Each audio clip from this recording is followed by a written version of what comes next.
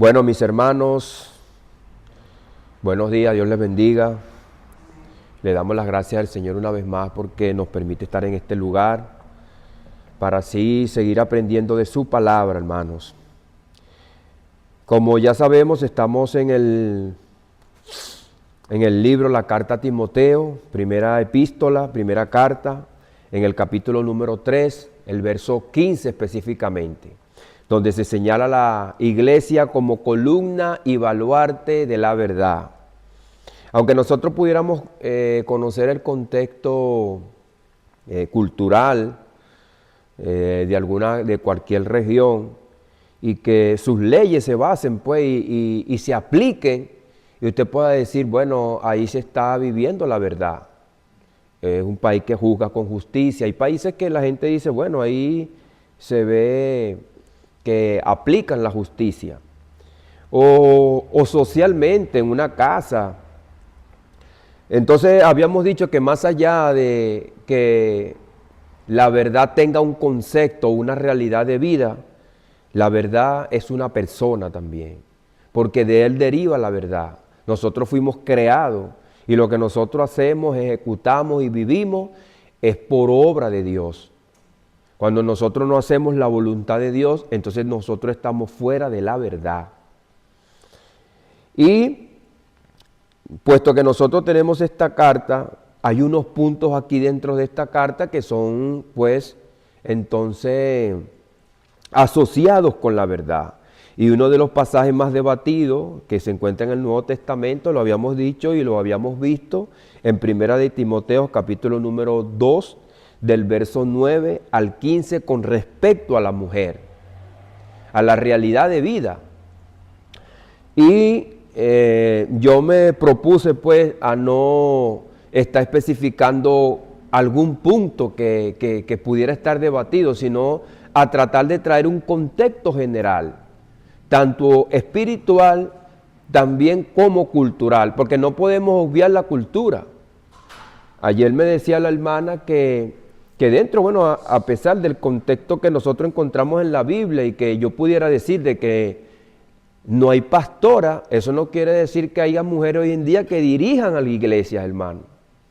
Y no solamente iglesias, sino que dirigen grandes empresas, que otros hombres no lo han podido hacer. En la Segunda Guerra Mundial los empresarios se dieron cuenta que las mujeres manejaban mejores los equipos electrónicos, los componentes electrónicos. Las mujeres eran más hábiles para que esos equipos salieran más rápido de la industria. Hombres que habían trabajado por años ahí, su producción no había sido óptima. Después los hombres se fueron para la Segunda Guerra Mundial y entonces las mujeres empezaron a trabajar y los empresarios se dieron cuenta que las mujeres eran más hábiles en ciertas áreas, que los hombres no la dominaban. Yo viví los tiempos de Violeta Chamorro. ¿Alguno de ustedes aquí se acuerda de ella? Violeta Chamorro y también Margaret Thatcher. Ah, de esa sí. Violeta Chamorro estuvo involucrada en la partida secreta venezolana. Un presidente, Carlos Andrés Pérez, que le dio unos millones de dólares y eso fue, hermano, un escándalo a nivel mundial.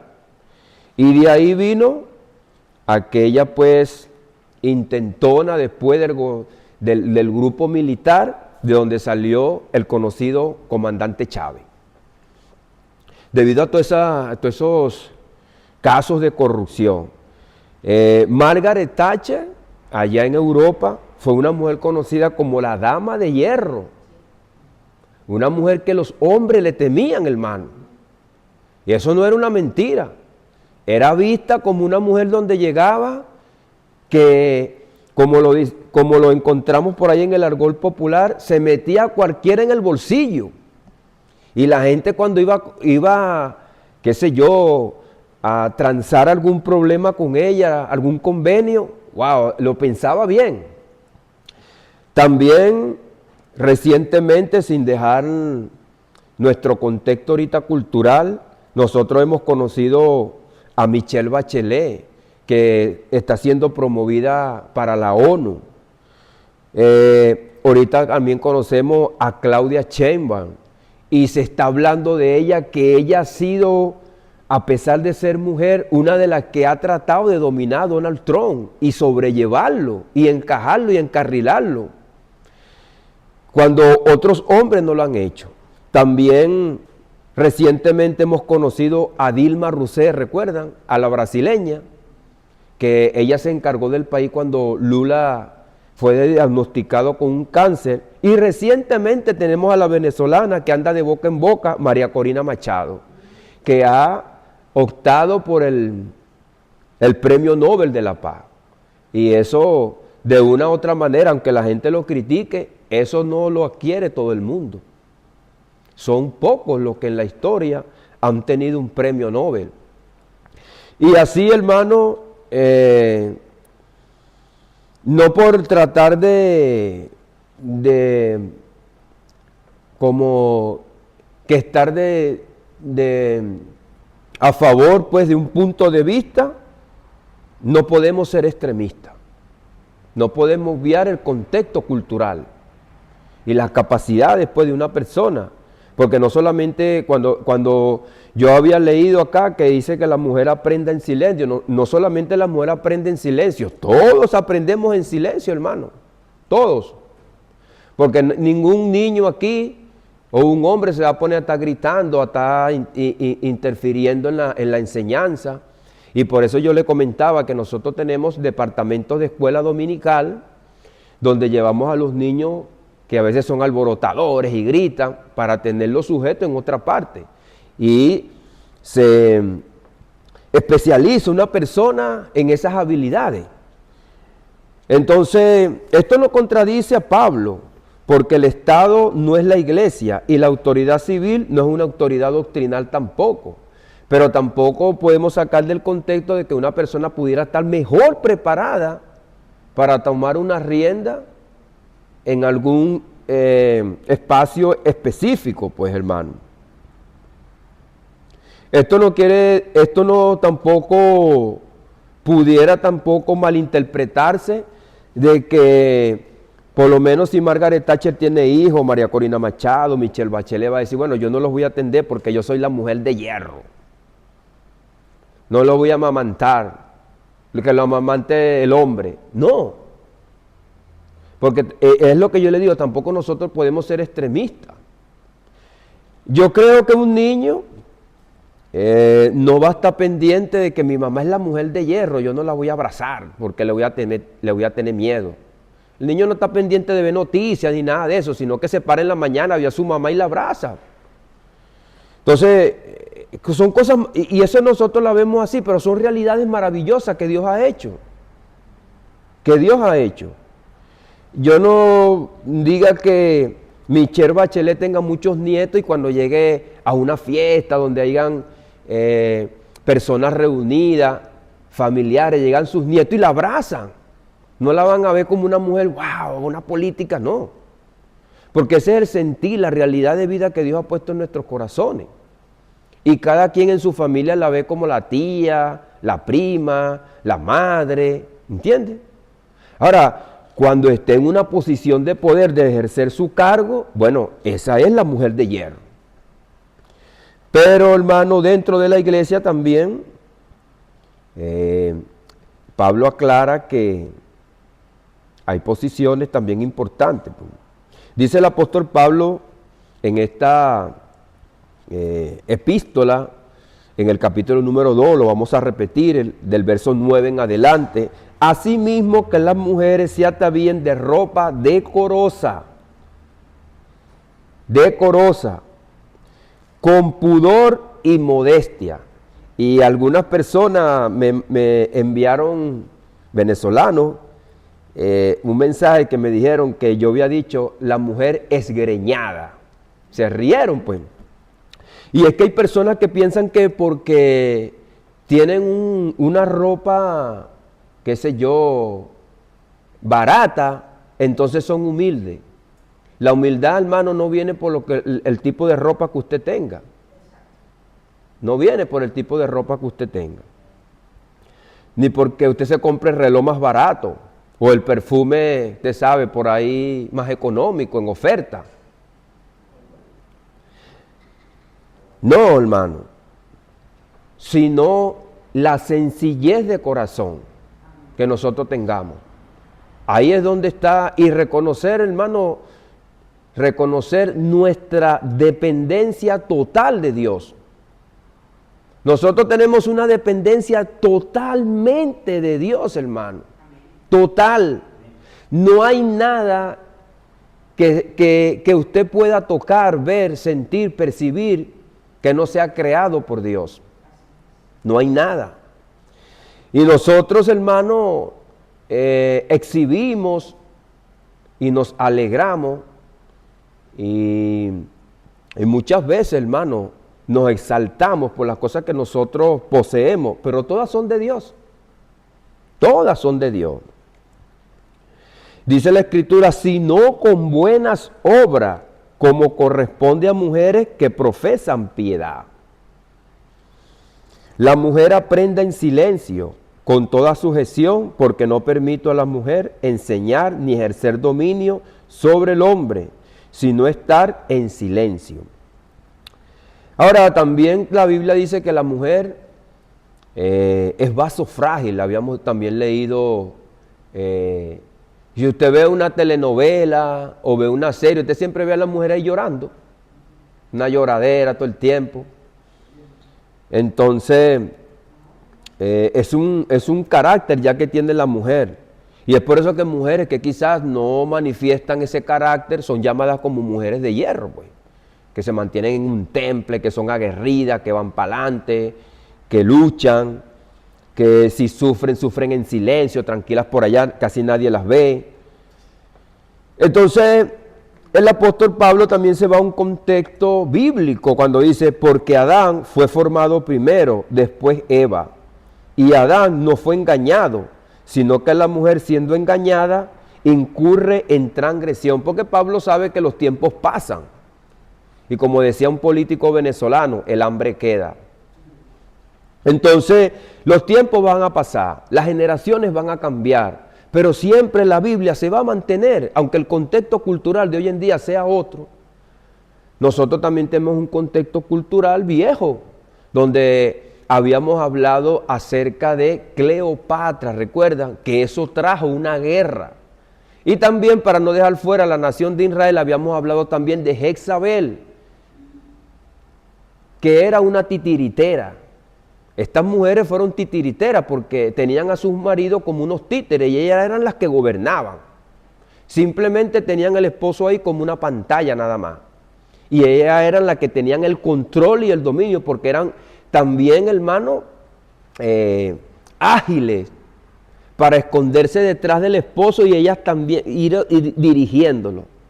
No es él, es ella, decía la gente. Y era una verdad. Hasta que después que todo eso se descubrió, entonces hasta hubo una guerra por eso. Entonces Pablo no utiliza las palabras, habíamos dicho los términos doctrinales, didaskein y autoestein, para dominante y ejercer dominio y autoridad. Estas son las palabras que el apóstol Pablo utiliza. Y en la Vulgata Latina aparece docere, enseñar, y dominari, donde aparece la palabra docente y también hay una palabra que es pedagogo. La palabra docente viene de esa palabra en cuanto al latín y también en cuanto al griego viene la palabra pedagogo. Son dos palabras que son diferentes pero que tienen el mismo significado. Un docente y un pedagogo, que es un maestro. Entonces, son puntos importantes. Pablo no legisla una moda, sino un testimonio espiritual visible. Habíamos también comentado eso.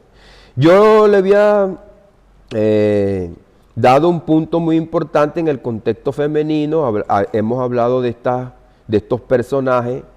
El error moderno no consiste en reconocer la capacidad de la mujer, sino en trasladarla. Fíjense eso, el error moderno no consiste en reconocer la capacidad de la mujer, sino en trasladarla. O sea, no se puede desplazar al hombre porque la mujer también cumple un rol. Porque, como le estaba diciendo, si una mujer tiene una labor, pero cuando llega a su casa se convierte, pues, en una madre, en una esposa. Eso tenemos que entenderlo también. Eso tenemos que entenderlo también. Porque una mujer tome las riendas de la ONU, cuando ella llegue a su casa, los hijos no la van a dejar de llamar mamá. Y le van a botar la falda, los zarcillos que tenga allá. Eso también es lo que está pasando en esta generación, que han querido cambiar los roles a su manera. Y hay mujeres que tienen un carácter serio y una capacidad, y ellas muestran su lado femenino, hermano. Respetan como Dios las ha hecho. Mientras que otras, lamentablemente, están dejando su rol para ocupar el del hombre. Y hombres que están dejando su rol para ocupar el de la mujer. Y eso es lo que estoy tratando de decirle aquí, que el error moderno no consiste en reconocer la capacidad, porque sí la gente reconoce la capacidad de la mujer, sino en trasladar las categorías de poderes civiles, gerenciales, políticos o el gobierno espiritual de la iglesia. Entonces eso tenemos que entenderlo también. Pablo no escribe contra la mujer, sino a favor del orden. Por eso que se va al libro de Génesis. Y dice la escritura que el hombre es cabeza del hogar. Es cabeza del hogar. Entonces, por más capacidad que tenga una mujer, tiene que reconocer que el hombre es cabeza del hogar. Y ser sumisa. Y sujetarse. Bueno, tú viniste de allá de repente de dirigir un buen discurso en la ONU, resolver el problema, pero aquí puede llegar y prepararle un té a su esposo, quitarle las pantuflas, como también quizá el esposo también se lo pudiera hacer a ella, acomodarle la cama a su hija, cantarle una canción para que su hija se duerma, hacer una comida. Pero eso no le quita que ella pueda también dirigir la ONU. Entonces, esos roles hoy día han sido invertidos. Entonces, Pablo no escribe contra la mujer, sino a favor del orden, del mismo modo que establece requisitos para los obispos y ancianos. Gerencia con pastoreo, autoridad administrativa con autoridad doctrinal, igualdad en dignidad, con indistinción de funciones. La Biblia dice que el hombre es cabeza del hogar. Y si la Biblia dice que el hombre es cabeza del hogar, yo creo y entiendo también que lo más lógico es que también el hombre sea cabeza en una iglesia o en una institución. Pero hermano, como lo que estamos diciendo ahora, hay personas que porque son mujeres tampoco podemos obviar su capacidad. Su capacidad. Si ustedes tienen algún comentario, porque usted sabe que aquí no estamos en una dictadura.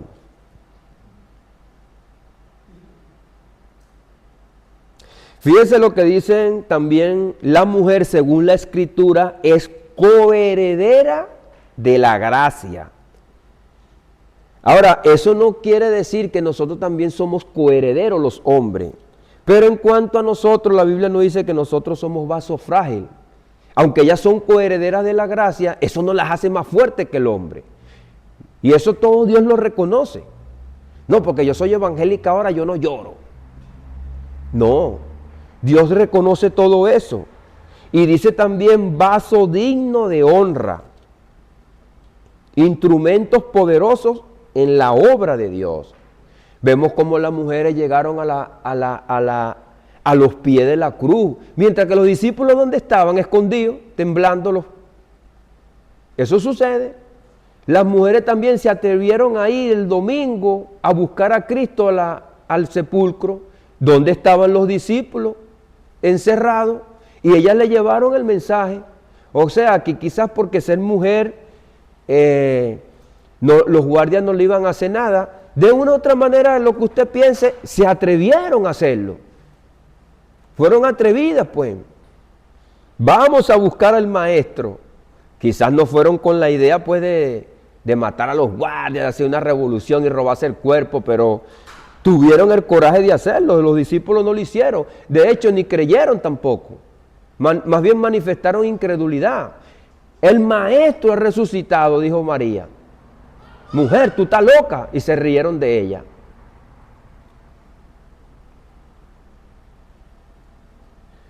Entonces, hermano, aunque haya un orden espiritual que no nace de la cultura, sino de la revelación, este pasaje no debe ser tampoco suavizado, ni tampoco endurecido, sino entendido. No podemos ser extremistas. La fidelidad bíblica no consiste en acomodar la escritura al siglo, sino en permitir que la palabra juzgue el siglo, el tiempo en que estamos.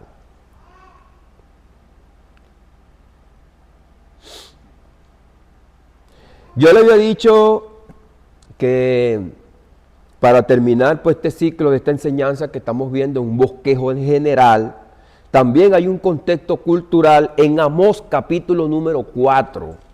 Y dice la palabra así: oí esta palabra, vacas de Basán, que estáis en el monte de Samaria, que oprimís a los pobres y quebrantáis a los menesterosos, que decid a vuestros señores, traed y beberemos. Fíjese, le daban un mandato a los hombres, estas mujeres. Estas mujeres son tipificadas como vacas de Basán. Y fíjese lo que le decía, lo que dice aquí, que le decía a vuestros señores, o sea, a sus esposos, traed y beberemos.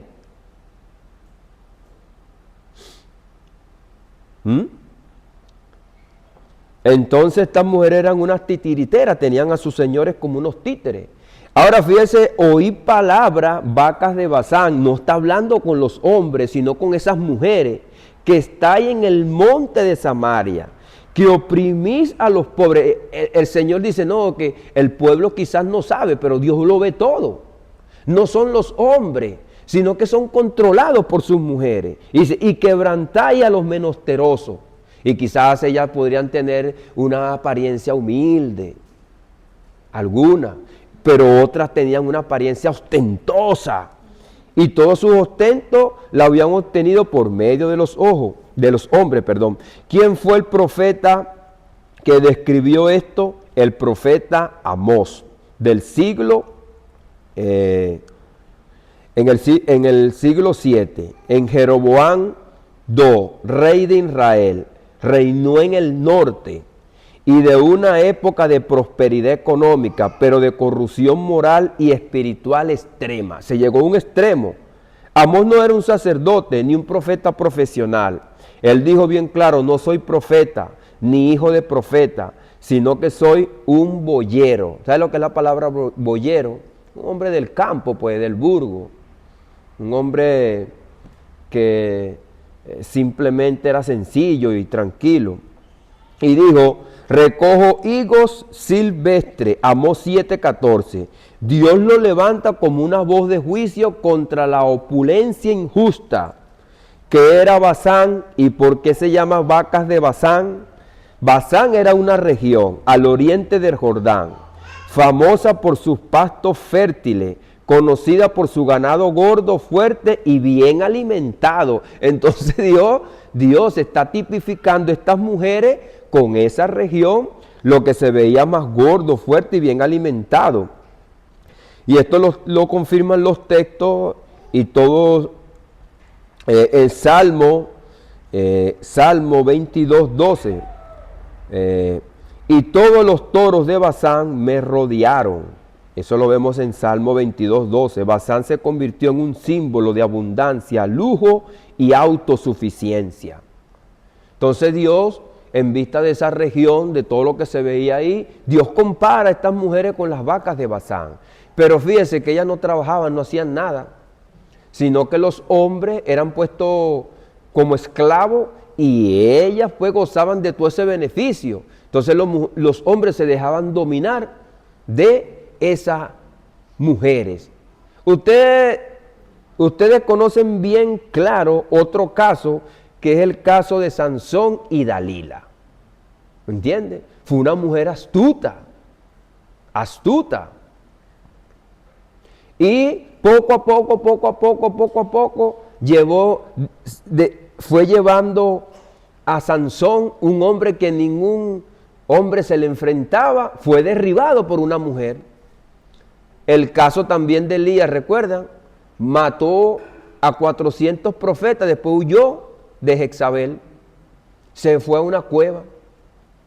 Entonces, fíjese que la historia nos deja a nosotros contextos, pues. Buenos días, hermana, Dios le bendiga. Entonces, el simbolismo de vacas de Basán, Amós, no está insultando de forma vulgar, sino usando un lenguaje profético,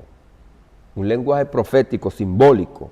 Las vacas de Basán representan mujeres de élite de Samaria, esposas de gobernantes nobles que tenían plata, dinero, que vivían en lujo excesivo, exigiendo a sus maridos más opresión para sostener su estilo de vida. ¿Qué quiere decir esto? No, mi amor, y aumentale los impuestos. Y de esos impuestos agarramos nosotros plata y nos vamos pues de viaje, compramos ropa.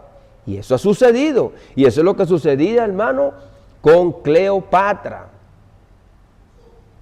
Y muchas personas se pusieron molestos, pues, y por ahí vino una guerra.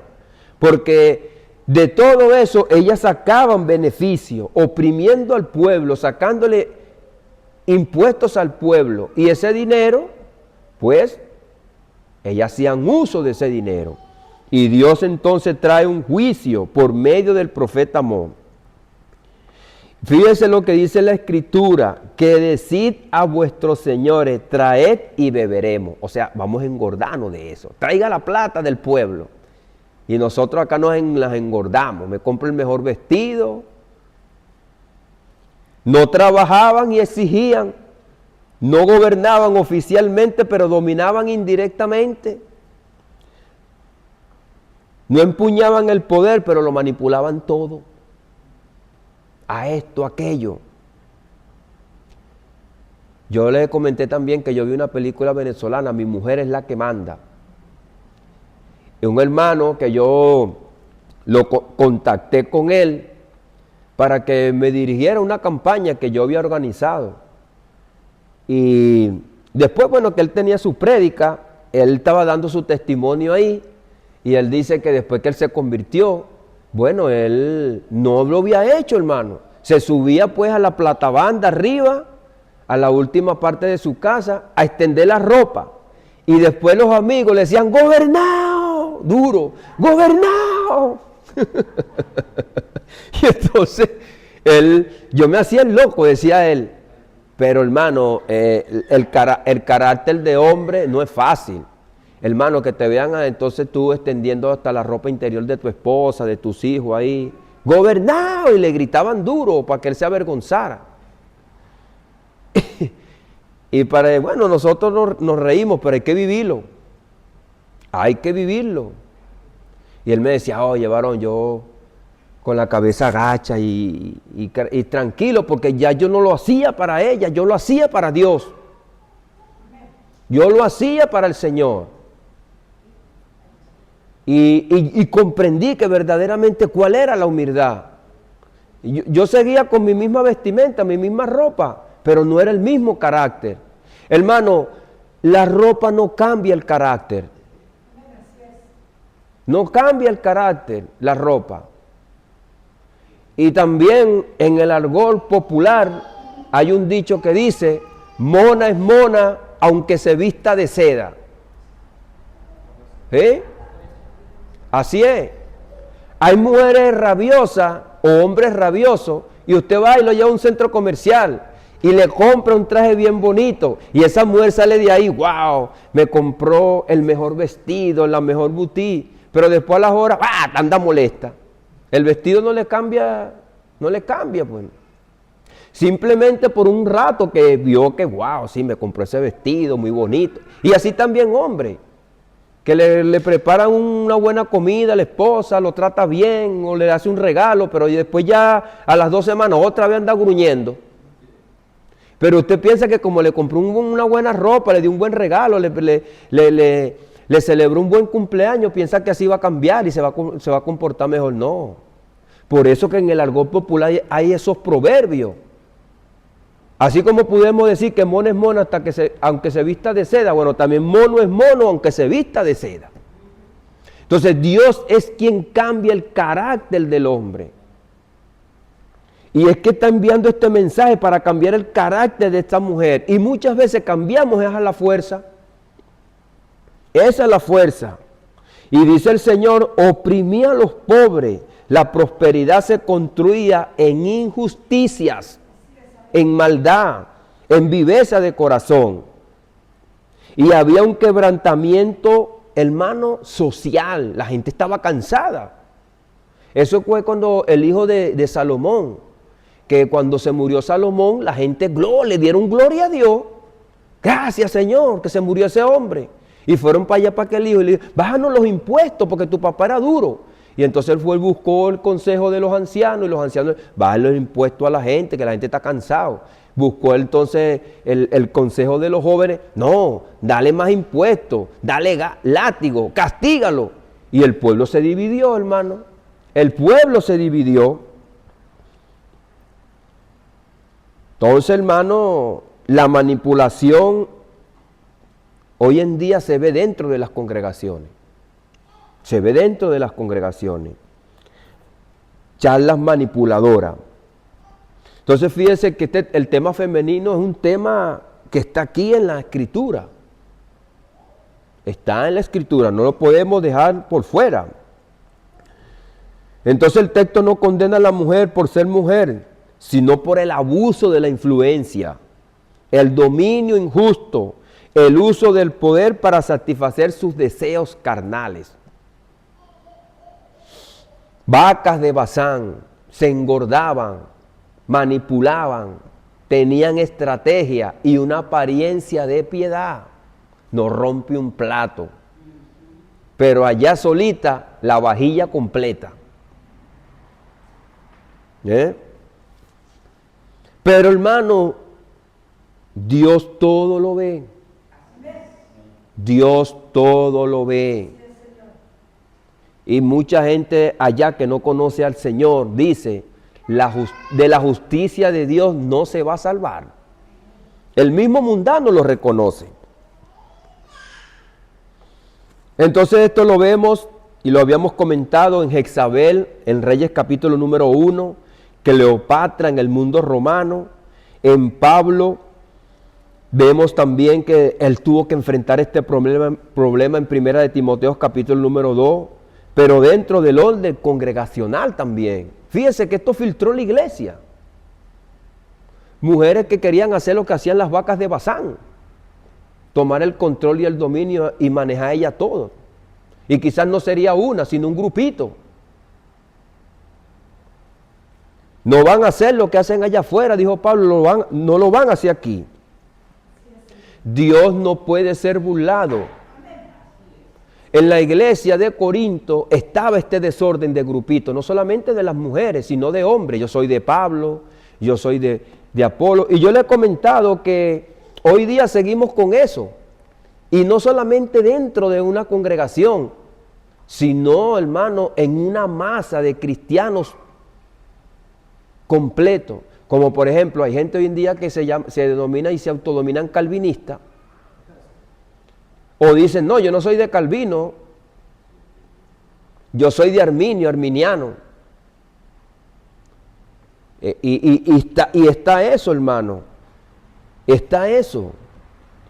Idolatría, lamentablemente, hermano. Idólatras son. Idólatra. Cuando usted sigue el pensamiento de un hombre, usted se convierte en un idólatra. Y hasta puede convertirse en una secta, porque no es de Dios. Nosotros tenemos, y entonces se centran y hablan y dicen que es la palabra. Entonces vive la palabra, pues.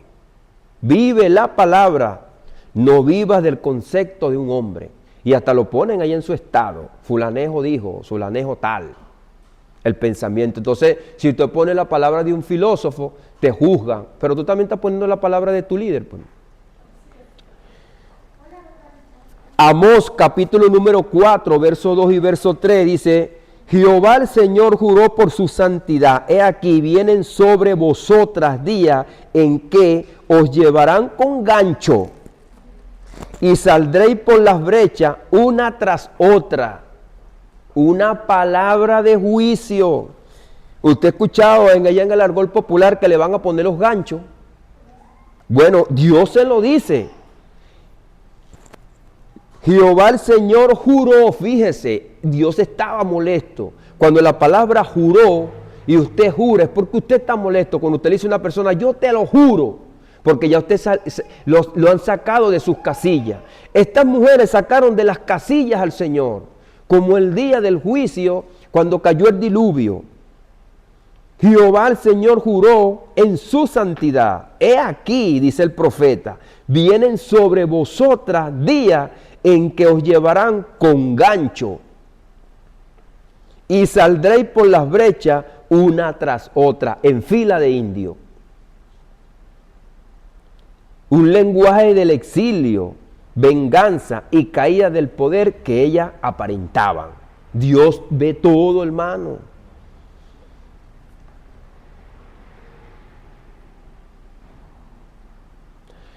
No son un ataque sisógimo, son una imagen profética del lujo sin justicia, del dominio indirecto y de la sociedad donde el deseo gobierna más que la ley de Dios. Esto le pasó a los fariseos. Los fariseos hicieron una ley paralela porque ellos apartaron la ley de Dios y el deseo los gobernó. Y cuando Jesucristo llegó dijo, no son bienaventurados los fariseos, los saduceos, los herodianos, los escribas, los celotes. Esa gente no son los bienaventurados. Los bienaventurados son los pobres de espíritu. Ellos siguen simplemente sus deseos, son gobernados por sus deseos y sus deseos los llevaron a hacer una ley paralela que contradice la ley de Dios. Y Jesucristo los expuso a la luz y los llamó sepulcros blanqueados. Por fuera están muy bonitos, pero por dentro están llenos de huesos de muertos. Están muertos, ciegos, guías de ciegos. Como comentaba yo ayer acá en la prédica, que muchas veces nosotros oramos por otro, pero nosotros somos los que necesitamos la oración.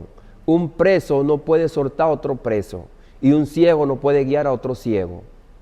Y que Dios nos ayude, hermano. Porque muchas veces estamos orando por otro, pero yo soy el que necesito la oración. Y nos convertimos en un hipócrita, como el fariseo y el publicano. El publicano empezó a orar por él porque él sabía que era un ladrón, pero el fariseo era un hipócrita y no oraba por él, sino que oraba por otro. Y Jesucristo que le dijo, hipócrita, el otro se fue justificado, pero tú, ¿cómo quedaste? Porque Dios conoce todo. Entonces yo le digo a un preso que está preso conmigo, yo le digo, tranquilo, que yo te voy a sacar de aquí. ¿Cómo, necio? Si tú también estás preso. ¿O será que conoces a alguien afuera? La única forma, pues. Y Jesucristo lo dijo, ciego guiando a otro ciego. No nos ceguemos, hermano. Estas mujeres estaban ciegas y querían dirigir al país de esa manera. Y gobernaron el país, fue por medio de sus deseos. Y Dios trajo juicio. Juicio. Amós muestra que cuando el corazón se engorda, la conciencia se endurece. El Señor Jesucristo que dijo, cuando yo venga, que no encuentre sus corazones llenos de glotonería, avaros, porque a veces ni siquiera ayunamos, sino que estamos pendientes nada más es que llenar nuestros estómagos. Cuando el corazón se engorda, la conciencia se endurece.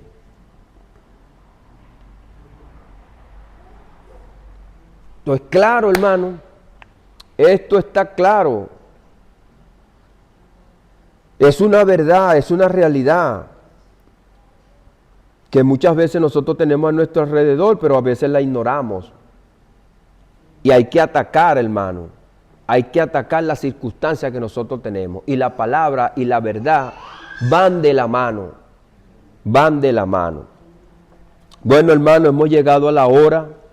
Espero, bueno, que el Señor nos siga dando sabiduría y entendimiento en este tema y que la próxima vez podamos ahondar en algunos puntos característicos que hayan sido objetos de debate, pero que el Señor nos ayude, hermano, para no entrar en un pleito, en una contienda, en una división, sino en una equidad y en un tema balanceado, que no seamos extremistas. Dios les bendiga, Dios les guarde.